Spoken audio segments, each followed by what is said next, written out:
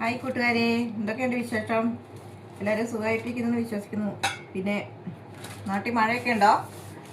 പിന്നെ ഞാൻ ഇന്നൊരു ഇലയുടെ ഒരു ഇതുമായിട്ടാണ് വരുന്നത്. ചുമ്മാ ഇലയല്ല, വാഴയിലയല്ല, ഇത് പൂവരശിൻ്റെ ഇലയാണേ. ഇലയുടെ തിന്നാനൊരു കൊതി വന്നു. അന്നേരം നമുക്ക് അവിടെ തിന്നണ്ടേ. അന്നേരം പൂവരശിൻ്റെ ഇല പറിച്ചു. ഇത് ഏതാണ്ട് ഒരുപാട് ഗുണങ്ങളുണ്ടെന്നാണ് എല്ലാവരും പറഞ്ഞു കേട്ടത്. എന്തൊക്കെ ഗുണമെന്ന് എനിക്കറിയില്ല. നിങ്ങൾ ഗൂഗിളിൽ സെർച്ച് ചെയ്ത് നോക്കുക കേട്ടോ. പൂവരശ് എന്നാണ് പേര്. അതിൻ്റെ മുഴുത്ത ഇല എടുത്തു കുറേ എണ്ണം. പിന്നെ ഞാനൊരു വെറൈറ്റി ആയിട്ടുള്ളൊരു എന്ന് പറഞ്ഞത് ചക്കപ്പഴം ഒന്നുമല്ല എടുത്തത്. സാധാരണ പൂച്ചപ്പം അല്ല, കുമ്പളപ്പം പുഴുങ്ങുന്ന പോലെ പുഴുങ്ങാനാണ്. ഇത് കണ്ടോ, നല്ല ചുമന്ന മത്തങ്ങ വേവിച്ച് വെച്ചേക്കുന്നതാണേ. ഈ മത്തങ്ങ കൊണ്ട് നമുക്കൊന്ന് ഒരു ഇലയുടെ ഉണ്ടാക്കി നോക്കാം. പൂച്ചപ്പം ഉണ്ടാക്കുന്ന പോലെ. ചിലയിടത്ത് പൂച്ചപ്പം എന്ന് പറയുന്നു, ചിലയിടത്ത് കുമ്പളപ്പം എന്ന് പറയുന്നു. അതൊക്കെ ഉണ്ട്. ആരും ട്രോളാനൊന്നും വന്നേക്കല്ലേ.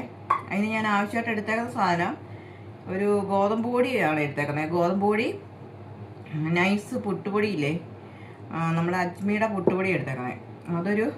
ഇതൊരു 3 കപ്പാണ്, ചെറിയ കപ്പ് അളവ്. ഈ ഒരു കപ്പ് അളവിനെ ഞാൻ എടുത്തേക്കുന്നത്. ഇതിനൊരു 2 കപ്പ് ഗോതമ്പ് പൊടി അത് ഇതിനകത്ത് ഇട്ട് കൊടുക്കാം.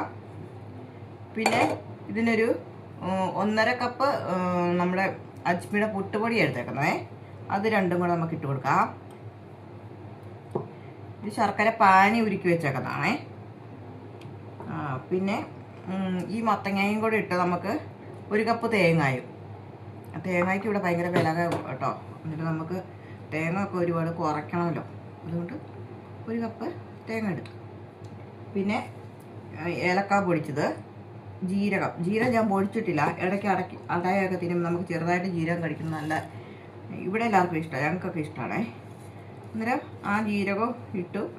ഇതിൻ്റെ ഈ ഏലക്കാപ്പൊടി നിങ്ങൾക്ക് എന്തേരം ഏലക്കാടെ മണം എന്തേരം വേണ്ടെങ്കിൽ അത് ഈ പൊടിക്കകത്തിട്ട് നല്ലോണം ഒന്ന് ആ പൊടി രണ്ടും കൂടെ ഒന്ന് മിക്സാക്കി എടുക്കുക.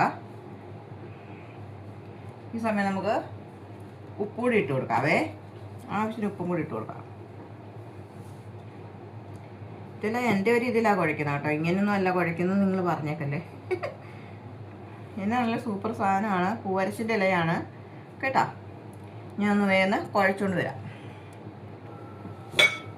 കൂട്ടുകാരെ, നല്ല അടിപൊളിയായിട്ട് ഞാൻ കേട്ടോ കുഴച്ചു കൊടുത്തിട്ടുണ്ടേ. നമുക്കത് ഇലക്കകത്തോട്ട് കുമ്പിള് കുത്തിയിട്ട് വെക്കാം.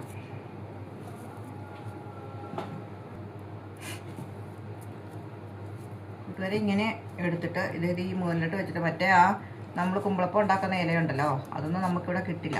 വാഴയിലയില്ല, ഇതില്ല. അന്നേരം ഈ പൂവരശ് ഇഷ്ടം പോലെ ഉണ്ട്. അന്നേരം ഇത് കണ്ടോ, ഏകദേശം അതുപോലെയൊക്കെ അല്ലേ. അന്നേരം അതുപോലെ കുറേ ഉണ്ടാക്കി വെച്ചിട്ട് നമുക്ക് പുഴുങ്ങിയെടുക്കാം. കൂട്ടുകാരെ, എല്ലാം ഞാൻ അടുപ്പിൽ കയറ്റിയിട്ടുണ്ടേ. നമുക്കിതൊന്ന് വെന്തിട്ട് ഇതിൻ്റെ അഭിപ്രായം എല്ലാവരും വെച്ച് നോക്കിയിട്ടൊന്ന് പറയണം കേട്ടോ. പിന്നെ എല്ലാവരും ഉണ്ടാക്കി നോക്കിയിട്ടേ കുറ്റം പറയാൻ വരാവളെ. അല്ല ചുമ്മാ കയറി പൊങ്കാലിടല്ലോ കേട്ടോ. അല്ലെങ്കിൽ ചില ആൾക്കാർക്കുണ്ട് നമ്മൾ ഈ എന്താ ഉണ്ടാക്കുന്നതെന്ന് ഒന്ന് നോക്കാണ്ട് നമ്മുടെ ഈ കമൻറ്റ് കാണുമ്പോഴത്തേനെ കയറി പൊങ്കാലയിടാൻ വേണ്ടി വരും. അങ്ങനെയൊന്നും ചെയ്യാം കേട്ടോ. എല്ലാം നമ്മൾ ഉണ്ടാക്കി കഴിഞ്ഞിട്ട് ഇത് ചെയ്യാവുള്ളൂ. ഇതൊന്ന് അടച്ച് വെച്ച് നമുക്കത് വേവിച്ചെടുക്കാം, എന്നിട്ട് കാണിക്കാം കേട്ടോ. ഇനി ഇവിടുത്തെ ശർക്കരയ്ക്ക് ഉണ്ടല്ലോ ഗൈസ്, ഇത് നമ്മുടെ വെല്ലമാണ്, വെല്ലം ഉരുക്കിയതാണ്.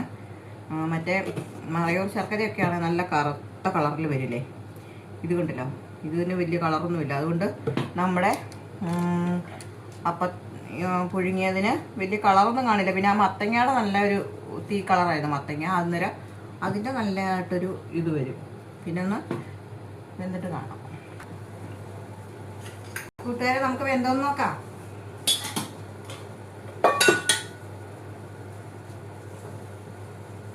ഇതുകൊണ്ട് ഗൈസ് നല്ല ചൂട് പറക്കുന്നുണ്ടോ. ഞാൻ ആ കുമ്പിള് പുഴുങ്ങുന്ന പോലെ തന്നെയാണ് എടുത്തത്. നമുക്കിതൊന്ന് പൊളിച്ചു നോക്കാം.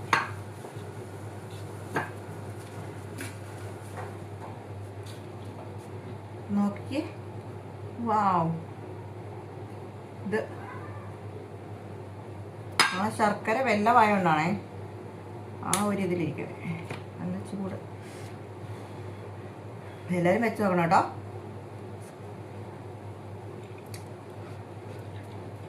സൂപ്പറാട്ടോ. എല്ലാവരും വെച്ച് നോക്കണം. വീണ്ടും ഒരു നല്ലൊരു വീഡിയോ ആയിട്ട് വരാം കേട്ടോ.